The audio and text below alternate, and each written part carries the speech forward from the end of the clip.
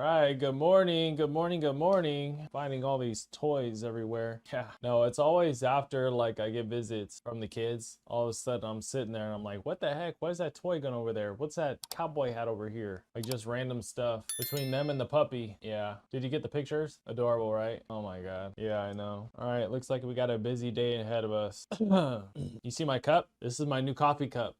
Literally, this is like the perfect cup for drinking coffee. You get two hands. It's clay. Yeah, they make them out of clay, and you can literally feel how warm it is, number one, but it just feels healthier. You know, it's like natural clay, right? And then it even tastes a lot better. I'm totally making that up, but I'm not really sure. Turkish coffee, probably, but it was way too thick and bitter. Yeah, I had this friend in medical school. His name was Ahmed. Very interesting. He was like 400 pounds at like 5'5", but he would have the most health advice ever. I remember him telling me, he was like, yeah, he came over and he would see all my medical stuff, like vitamins all over the place, protein, you know, and he would say, you basically have expensive urine because I'm peeing it all out. They got the best advice. So in the US, right? Well, that's the other thing too. I don't think men really like women that are like super buff. Yeah, like a lot of women that go to the gym. Yeah, and they're like cut or like they got abs and stuff like that. I don't know. I like body types, obviously.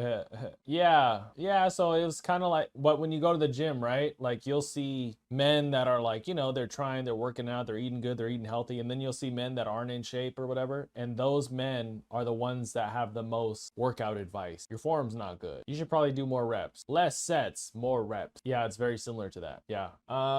Okay, so well, I guess today what we'll talk about primarily is buying properties in the US or utilizing the financial system in the US with ITN. Yeah, I don't think a lot of people are very aware of that, and so we'll go ahead and talk about that with them. Well, what we have is primarily IMGs, IMG residents, IMG physicians. Yeah, and a lot of their spouses, a lot of their family members are not US citizens. So what they have to do, what many of them are forced to do, is either A, wait to invest, because it's a trust thing, right? Like you trust your family more than you would trust random people here in the US or even your fellow coworkers. Like if you move to the US and you got a job, you wouldn't trust your coworkers right away, right? And there's so many stories about people that when they come to the US, their first few investments are with people here and they get burned or they lose money, whatever. It's always some like horror story. And so the idea is that we can educate them in terms of what they can do with their family members just utilizing an ITN number. Exactly. Yeah, so that's what we're gonna try and do in this conversation. Yeah, did you turn on auto AI notes? Yeah, that'd be perfect actually. Who, American physicians? No, American physicians, by the time they get through like second or third generation, they've already drank all the Kool-Aid. Yeah, they're knee deep in spirit of gluttony. Like you see, like my parents came here and then I'm reverting like back to a lot of the older concepts and culture. But if I didn't, it would be like the next generation from me would probably not even speak Spanish, wouldn't even speak. That's going to be an interesting mix, right? Arabic and Hispanic.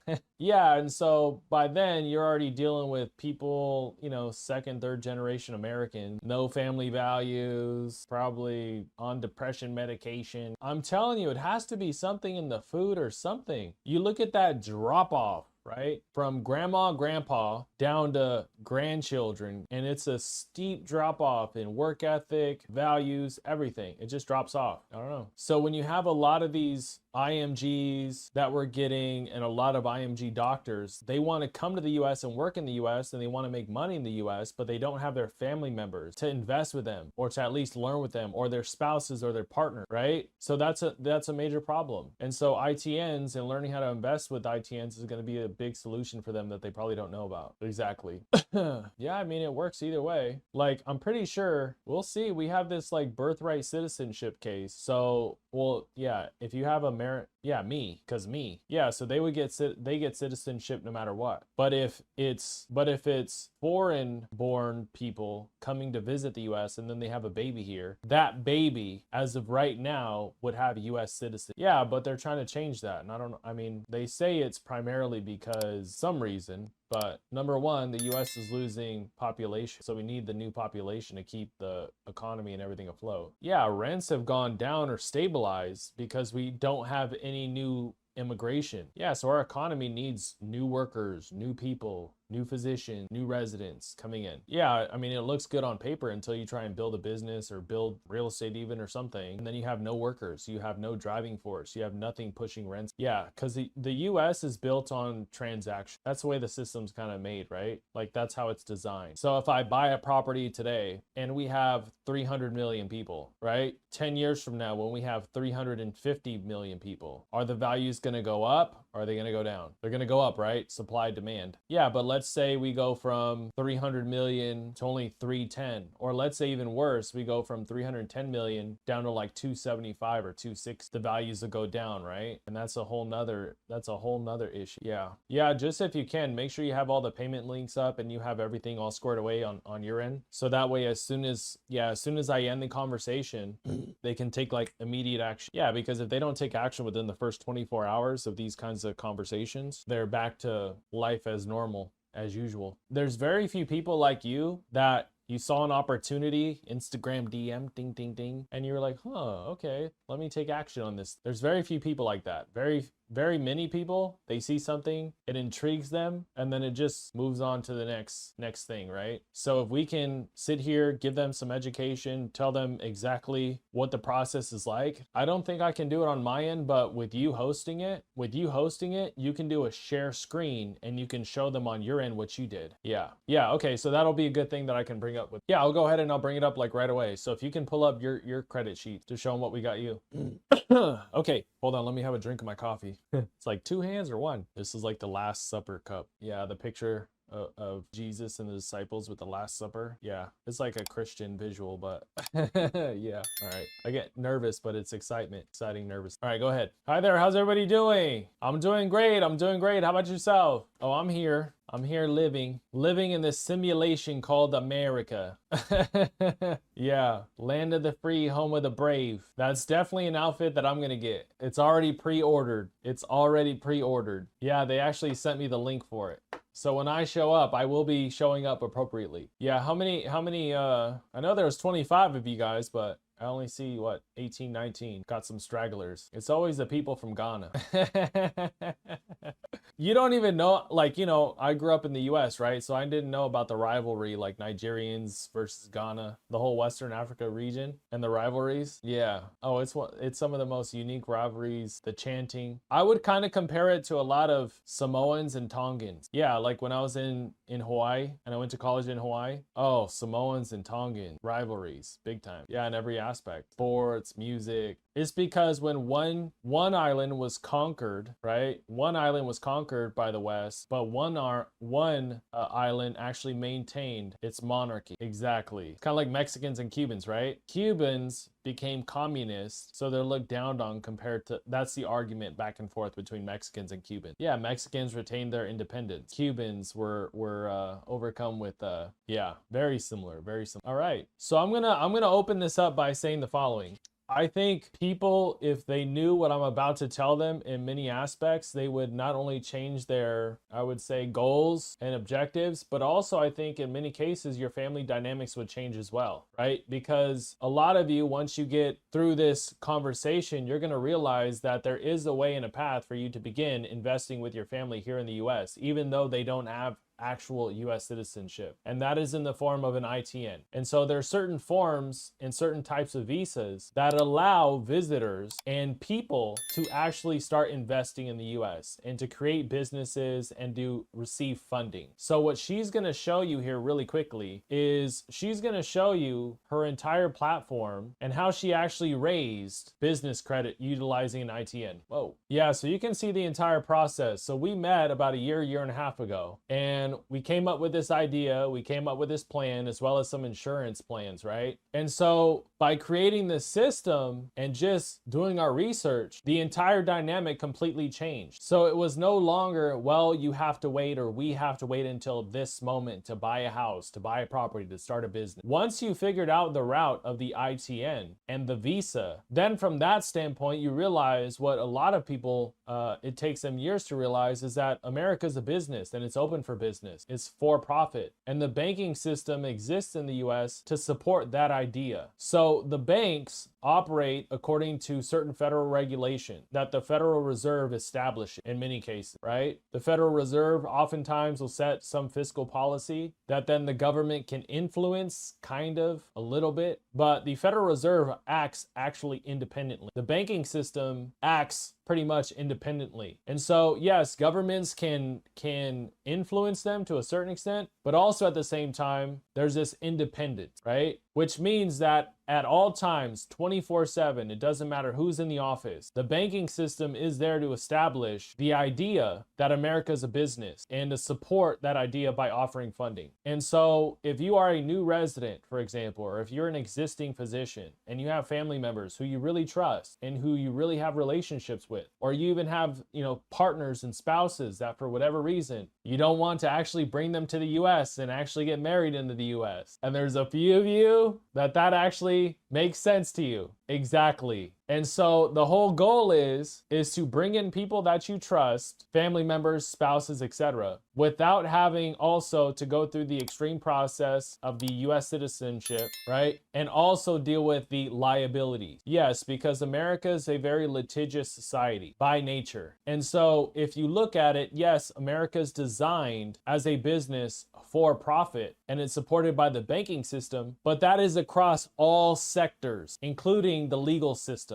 and the legal sector. It's for profit. And so if you can bring in friends or family members, partners, right? And you can get access to the banking system while at the same time limiting your exposure to the legal system with lawyers and frivolous lawsuits, right? Or various systems that are meant to extract resources, then you're winning. You got a winning strategy. Now, there's one doctor in here where their setup is extremely unique. Yes. Yeah, and so after this, later on during a Q&A, we'll go ahead and open up Q&A where you guys can chat with him directly. But in general, his entire practice is built on providing services here in the US, but also at the same time extracting the profit. And every day, every week, when I watch him, when I watch his stuff, when I watch his content, it's like, wow, this makes absolute sense. And you can only do that if you have a strong family, number one, but number two, right? If you go out and you seek knowledge, and that's what he's done. I mean, and look at all you guys are here and I'm learning more and more every day, right? And it's one of the coolest things. It's one of the coolest things in the world to see. Exactly. You're seeing a physician that's happy, that's extremely ecstatic, serving patients in the US, making people genuinely feel better, right? While also at the same time maintaining his self, his business. And I don't know, I talk to physicians, if not every day, every other day, whether online, Instagram, cold call, DM, outreach, etc. And it's very rare that you see a physician as happy as him. I've met people who are making $600,000, $700,000, $800,000 a year, and they are borderline depressed. Their family dynamic is just horrible. They're essentially ATMs for their family. When I saw him come in and I saw his children, the way they react to him, and I saw the children, the way they reacted to his mom and the way he reacted to his mom, I said, wow, this is a 51-year-old getting on his hands and knees while his mother just enters into the room. That's so impactful, right? It's like I would say, is it like 4 or 5 weeks ago? I went, by the way, to Mexico and I got this coffee cup. It's made out of clay, right? And as I was crossing the border, I see children laughing, joking, playing in the street, right? And then as I'm going there, they want me to buy chiclets from them and stuff like that, right? They want me to buy things. Little girls, 3, 5 years old, very similar in age to my age, or to my kids' ages, right? And then it wasn't even 1,000 feet. By the time I got over the US border, I see kids, short little kids, way overweight, overeating. Their parents are overweight, right? They look sad. They look nothing like those kids right there across the border who just looked extremely ecstatic and exciting. Like they just looked, the dynamic was just extreme. I'll never forget it.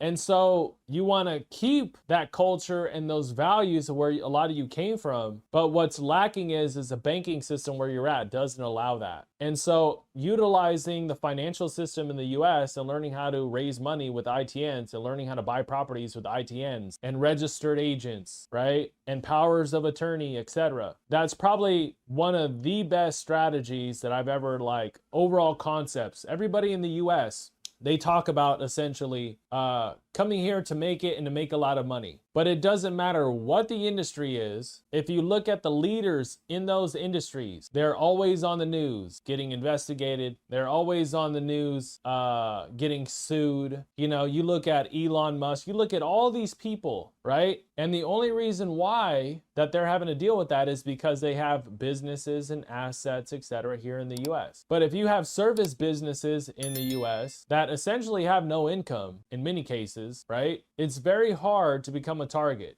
And whether you like it or not, doctors are targets here in the US. If a doctor has a hiccup, if a doctor makes one mistake, he's on front page news. But if a plumber makes a mistake, if an electrician makes a mistake, you won't hear about it. And so a lot of you guys, I would say the hunger's there. You want to make money, you want to do everything, but having also the idea of asset protection is just as important. And you would never imagine giving a spouse or a family member US citizenship and helping them become US citizens would actually be worse for them, because the incentives are here to make money, but also the incentives here are to destroy and to extract. Yes. And that's how I met with Dr. Isaiah, and that's how I met with Tim. No, it's been a big blessing, honestly. Yeah. So in the forums, you're going to see everything. And Z's going to have the presentation of all the forms. And just like her, we did the same process with her. Visa, ITIN, exactly. And we introduced her right to the business relationship managers. Exactly. So it's just utilizing the system for how it's designed. I want to say almost 3 or 4 years ago now, I wrote a book called Credit for Assets. And at that time, it was just talking about business credit cards and the idea of using credit to buy good things, God's money, right? Property, food, weapons, just something that's like that are assets that actually are useful or that actually appreciate or produce income and value, not consumer goods. No. Yeah, I gotta tell you, because African outfits are expensive. For the full setup was $300. I said, oh my God. And that is pre-tax. Yeah, not too long ago, I started talking with people and really trying to drive the point home. What is pre-tax dollars? You know, so when you come to the US, for example, and you're making $20K a month, that's gross, that's pre-tax. But after you pay state tax, federal, city, all these different taxes and fees, it's probably looking more like 12 or 13. And so you're not paying for things based on a $20,000 a month salary. You're paying for things based off of a $12,000 salary. And that, what I just told you right there, should justify anything what you're about to pay, Z. Just that right there. So anything in your personal name, your car, your health expenses, vacations, trips, consumer goods, right? You're paying all of that with pre-tax dollars. Absolutely. Well, there's different definitions, right? There's pre-tax dollars, and that can mean one thing. And then there's post-tax dollars, and that can mean a completely different thing. And it depends on who you're asking. Yeah. Absolutely. Well, no, I mean, I would say for me, right? You just start off as a hungry 18, 19-year-old kid, you know, you're told America is a land of opportunity, anything's possible, but you go through it and you make contracts and you make agreements. And then you start to realize, oh my God, this is a land of opportunity for everybody, including the people that are coming after you, that are meant to extract resources. Yeah, then you get the full education, you know, and hopefully by then you're young enough to understand the full game. Yeah, you get to understand the game in its entirety, right? Okay, understand ideas, concepts, and then you get to start to identify the individual players, right? And so in the real estate business, the key to the real estate business is finding, number one, motivated sellers, and number two, at volume, at scale. So if I can only find 1 or 2 motivated sellers per year, you know, it kind of sucks. But if I can find 10, 15, 20 motivated sellers every single year, it's just different. It's just different. And hanging out with richer people, you realize these guys do not play like we play. You know, they fish with nets while we're fishing with fishing rods, and they go through the worst of the worst. Yeah. I think what I've learned so far with networking is it's not so much about sharing how good you are and how smart you are and how amazing I am. It's none of that. It's more so about sharing your war story, what you've been through, what you've overcome, what you're going through, right? Because then at that point, they can tell that you've actually applied yourself. And in my experience, people don't necessarily respect the end results. They respect two things. Number one, they respect your goals. But number two, they respect the spirit in which you've gone through problem, right? So if my goal is to, I'm just saying something, to be a billionaire, right? But on the way there, bankruptcy, separation, divorce, custody, this, that, other thing. How you carry yourself through those things is what they respect. Yeah, and it makes interesting content too, right? So it's amazing, great, you know, you're in medical school or you're a resident, a couple of you are MDs, right? That's amazing, great. Now the whole trick is going to be for you to then start to learn how to create businesses or essentially learn how to multiply money. And that's what we're all trying to learn too. Anybody. And he's learning just as much as we are. That was one of the most humblest things that I recognized about him. He would talk, he threw me off because what I like to do typically is I like to listen more than I talk, believe it or not. When I get around very successful people that I respect, it's very rare to hear me speak. Yeah, and so with him, as quiet as he is, you know, it was a very boring conversation the first, you know, few minutes until I started telling him a war story, right? And he remembers. And that's how we started talking and engaging, and before you know it, 6-7 months later. Yeah, and then here I am with you, right? And pretty soon I'm gonna be getting fit for a wedding. No, you know what? Yeah, it's great learning new things, but there's nothing like going out and applying it. And that's what I like. I just like going out and applying or trying new things or learning new things. That's where the excitement, that's where the joy is. If I'm not doing that, you know, like shift workers, do you guys know what shift workers are? Shift workers are like your everyday typical, you know, guys like 35 to 55 years old, right? They got a name tag and they're waiting for their pensions or something like that. Yeah, that kind of lifestyle, I would rather die. Yeah, no. But if you give me a journey that's up and down like this, with new tasks and new hurdles and excitement, that's the kind of life I'd want to live. Yeah, I'm not here for anything else. I'm not here for anything other than an experience. Yeah, absolutely. You know, and what I think about when I think about this is how the stories can go for many of you. This is what I can see it as. It can go, you work hard through med school, you work hard through residency, you become a physician, you eventually get married, you eventually have kids. And by the first, second, third generation, they've forgotten their culture, they've forgotten their values. The spirit of gluttony is just taken over, right? Yeah, and before you know it, everything you worked for and have fought for and everything, it just kind of disappears and dissipates, right? Because again, just as much incentive there is to come to the US and build, there's even more of an incentive for others that once you get to a certain point and you're on people's targets list, that they're there to take. Exactly.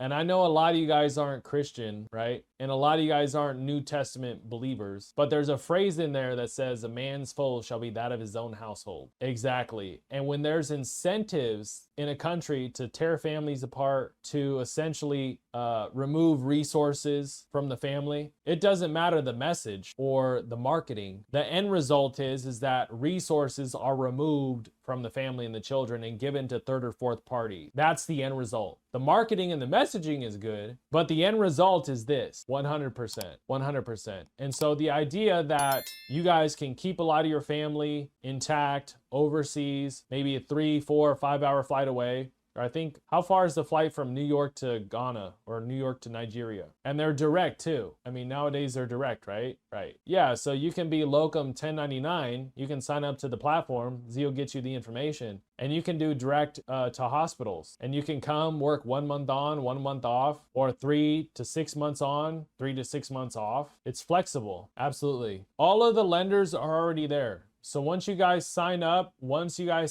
Z, she's going to essentially give you guys the platform. And then from there, you're going to have a platform that all the lenders and all the information are listed. Yes. And then once you get your LLC, everything's already all built out for you according to your questionnaires that you submit. The notaries get sent to you. Yeah, the notaries actually go straight to you, whether you're in the hospital or you're in your apartment, and they get signed. You get your copy right there. We get our copy for the file, and we're off and running. And then we're out shopping for loans and credit lines. Absolutely.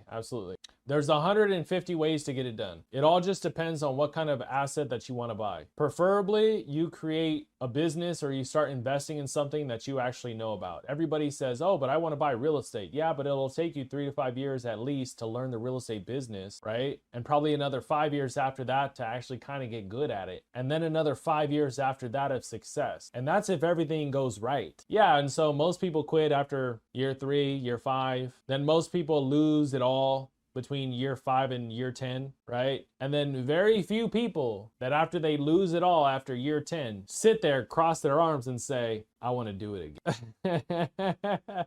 Yeah, exactly. And you know, the people that quit, we call those the cowards and the haters. You know, the cowards, the haters, the losers. Yeah, we don't pay attention to them. Exactly. Yeah. Right now I'm good, but some days I get a little bit more excited. Don't catch me on a day when I read the book of Maccabees. You don't want to catch me on a day like that. I'll be pacing in the apartment. No, I think the most interesting part is seeing American Western men, right? And their first reactions. Like I can see it, like when they're waiting on the call and then Zio introduce them and she's full hijab, right? They either think one of two things. Either she's severely oppressed or they act extremely respectful.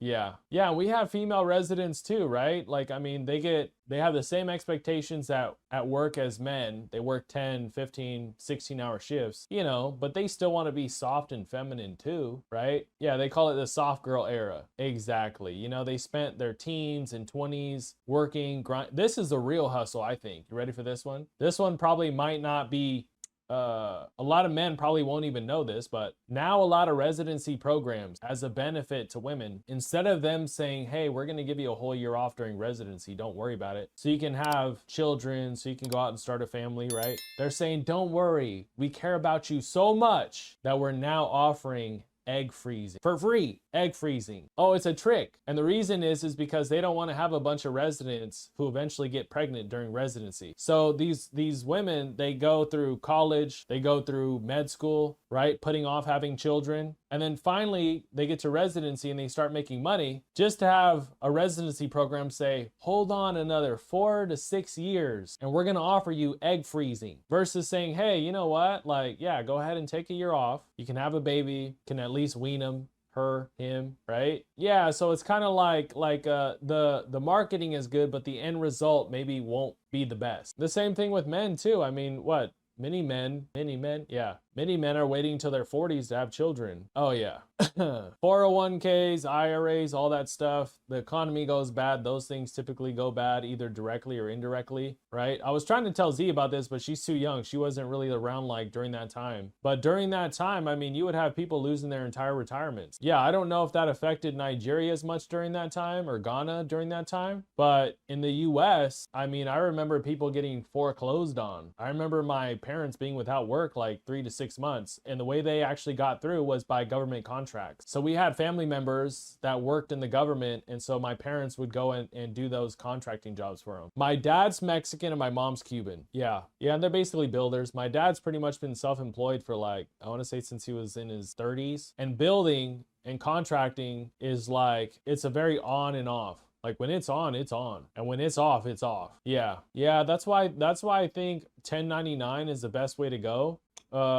Number one, because healthcare is completely different, right? It's always on. There's always shifts. There's always something. But also at the same time, you operate and structure things in a way where you can get all of the tax benefits and write-offs. So that advantage too. And the money is essentially the income is deemed as receivables. And when you have W-2 income, it's different than 1099 income when it comes to raising money. Completely different. So a person that has $25,000 in receivables or 1099 income a month, for example, it's a lot easier to raise business credit and credit in general than a person who's on a W-2 income making the same income, because you have self-employment taxes, federal taxes, state taxes. I mean, it's a whole rundown. Yeah, and if you have a setup in Ghana or Nigeria, like he has, right? You can really do a lot of cool stuff. And again, this is how the system is designed. All right, well, I hope you guys enjoyed it. I really got you know, I really enjoy doing these, you know, and meeting a lot of new upcoming physicians and upcoming doctors, and